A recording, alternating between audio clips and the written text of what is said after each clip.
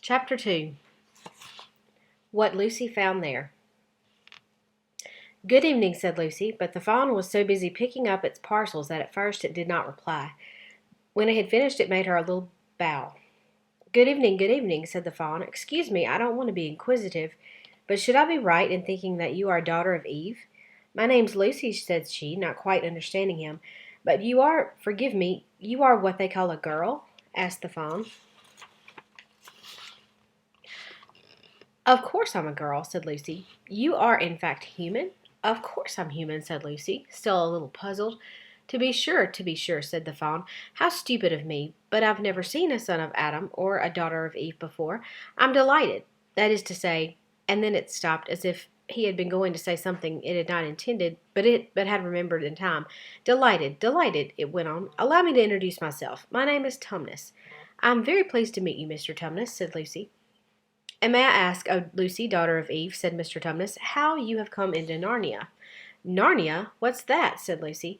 "This is the land of Narnia," said the fawn, "where we are now, all that lies between the lamp-post and the great castle of Paravel on the eastern sea. And you have come from the wild woods of the west."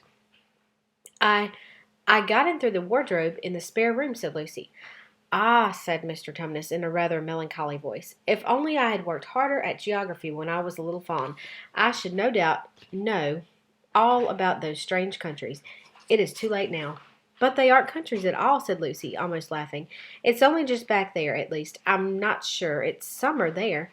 "Meanwhile," said Mr. Tumnus, "it is winter in Narnia, and has been for ever so long, and we shall both catch cold if we stand here talking in the snow. Daughter of Eve, from the far land of Spare-Oom, where eternal summer reigns around the bright city of Wardrobe, how would it be if you came and had tea with me?" "Thank you very much, Mr. Tumnus," said Lucy, "but I was wondering whether I ought to be getting back." "It's only just around the corner," said the fawn, "and there'll be a roaring fire, and toast, and sardines, and cake." "Well, it's very kind of you," said Lucy, "but I shan't be able to stay long." "If you will take my arm, daughter of Eve," said Mr. Tumnus, "I shall be able to hold the umbrella over both of us. That's the way. Now off we go." And so Lucy found herself walking through the wood arm in arm with this strange creature as if they had known one another all their lives. They had not gone far before they came to a place where the ground became rough, and there were rocks all about and little hills up and little hills down. At the bottom of one small valley, Mr. Tumnus turned suddenly aside as if we were going to walk straight into an unusually large rock, but at the last moment Lucy found he was leading her into the entrance of a cave. As soon as they were inside, she found herself blinking in the light of a wood fire. Then Mr. Tumnus stooped and took a flaming piece of wood out of the fire with a neat little pair of tongs, and lit a lamp. "Now we shan't be long," he said, and immediately put a kettle on. Lucy thought she had never been in a nicer place. It was a little dry, clean cave of reddish stone with a carpet on the floor and two little chairs. "One for me and one for a friend," said Mr. Tumnus, "and a table and a dresser and a mantelpiece over the fire, and above that a picture of an old faun with a gray beard. In one corner there was a door which Lucy thought must lead to Mr. Tumnus's bedroom, and on one wall was a shelf full of books. Lucy looked at these while he was setting out the tea things. They had titles like The Life and Letters of Silenus and Nymphs and Their Ways, of Men, Monks, and Gamekeepers, A Study in Popular Legend, or Is Man a Myth? "Now, daughter of Eve," said the fawn. And really it was a wonderful tea. There was a nice brown egg, lightly boiled for each of them, and then sardines on toast, and then buttered toast, and then toast with honey, and then sugar-topped cake. And when Lucy was tired of eating, the fawn began to talk. He had wonderful tales to tell of life in the forest.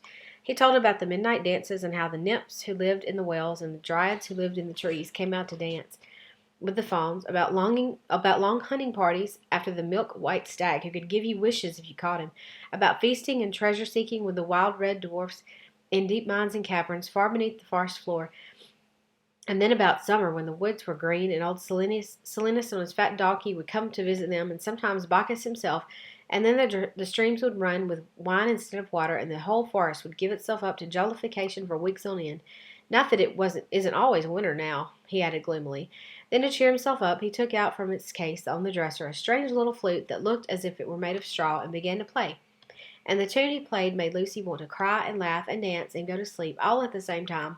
It must have been hours later when she shook herself and said, "Oh, Mr. Tumnus, I'm so sorry to stop you, and I do love that tune, but really, I must go home. I only meant to stay for a few minutes." "It's no good now, you know," said the fawn, laying down its flute and shaking its head at her very sorrowfully. "No good?" said Lucy, jumping up and feeling rather frightened. "What do you mean? I've got to go home at once. The others will be wondering what has happened to me."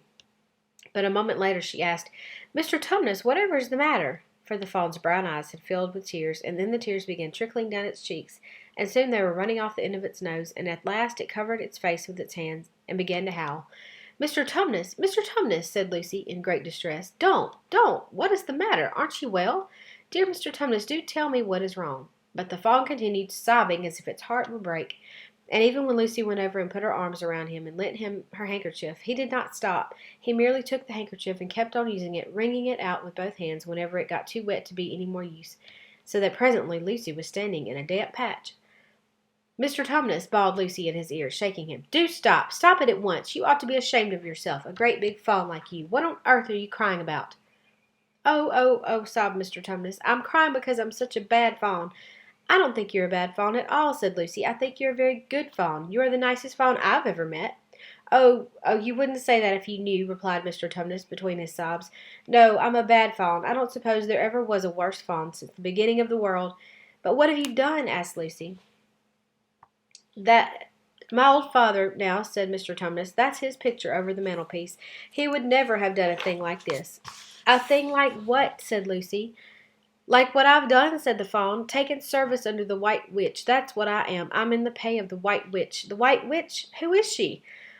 "Why, it is she that has got all Narnia under her thumb. It's she that makes it always winter, and never Christmas. Think of that." "How awful," said Lucy. "But what does she pay you for?" "That's the worst of it," said Mr. Tumnus with a deep groan. "I'm a kidnapper for her. That's what I am. Look at me, daughter of Eve. Would you believe I'm the sort of fawn to meet a poor innocent child in the wood, one that had never done me any harm, and pretend to be friendly with it, and invite it home to my cave for all for the sake of lulling it to sleep, and then handing it over to the White Witch?" "No," said Lucy. "I'm sure you wouldn't do anything of the sort." "But I have," said the fawn. "Well," said Lucy rather slowly, for she wanted to be truthful and yet not be too hard on him. "Well, that was pretty bad, but you're so sorry for it that I'm sure you will never do it again." "Daughter of Eve, don't you understand?" said the fawn. "It isn't something I have done. I'm doing it now, this very moment." "What do you mean?" cried Lucy, turning very white. "You are the child," said Tumnus. "I had orders from the White Witch that if ever I saw a son of Adam or a daughter of Eve in the wood, I was to catch them and hand them over to her. And you are the first I ever met, and I've pretended to be your friend and asked you to tea, and all the time I've been meaning to wait till you were asleep and then go and tell her." "Oh, but you won't, Mr. Tumnus," said Lucy. "You won't, will you? Indeed, you really mustn't." "And if I don't," said he, beginning to cry again, "she's sure to find out, and she'll have my tail cut off, and my horns sawn off, and my beard plucked out, and she'll wave her wand over my beautiful cloven hooves, and turn them into horrid, solid hoofs like a wretched horse's. And if she's extra specially angry, she'll turn me into stone, and I shall be only a statue of a fawn in her horrible house until the 4 thrones at Cair Paravel are filled, and goodness knows when that will happen, or whether it will ever happen at all." "I'm very sorry, Mr. Tumnus," said Lucy, "but please let me go home." "Of course I will," said the fawn. "Of course I've got to. I see that now. I hadn't known what humans were like before I met you. Of course I can't give you up to the witch. Not now that I know you, but we must be off at once.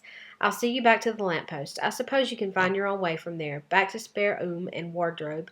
"I'm sure I can," said Lucy. "We must go as quietly as we can," said Mr. Tumnus. "The whole wood is full of her spies. Even some of the trees are on her side." They both got up and left the tea things on the table, and Mr. Tumnus once more put up his umbrella and gave Lucy his arm, and they went out into the snow. The journey back was not at all like the journey to the fawn's cave. They stole along as quickly as they could without speaking a word, and Mr. Tumnus kept to the darkest places. Lucy was relieved when they reached the lamp-post again. "Do you know your way from here, daughter of Eve?" said Tumnus. Lucy looked very hard between the trees and could just see in the distance a patch of light that looked like daylight. "Yes," she said, "I can see the wardrobe door." "Then be off home as quick as you can," said the fawn. "And can you ever forgive me for what I meant to do?" "Why, of course I can," said Lucy, shaking him heartily by the hand. "And I do hope you won't get into dreadful trouble on my account." "Farewell, daughter of Eve," said he. "Perhaps I may keep the handkerchief?" "Rather," said Lucy, and then ran toward the far-off patch of daylight. as quickly as her legs would carry her.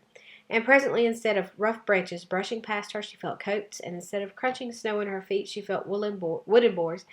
And all at once she found herself jumping out of the wardrobe into the same empty room from which the whole adventure had started. She shut the wardrobe door tightly behind her and looked around, panting for breath. It was still raining, and she could hear the voices of the others in the passage. "I'm here," she shouted. "I'm here. I've come back. I'm all right."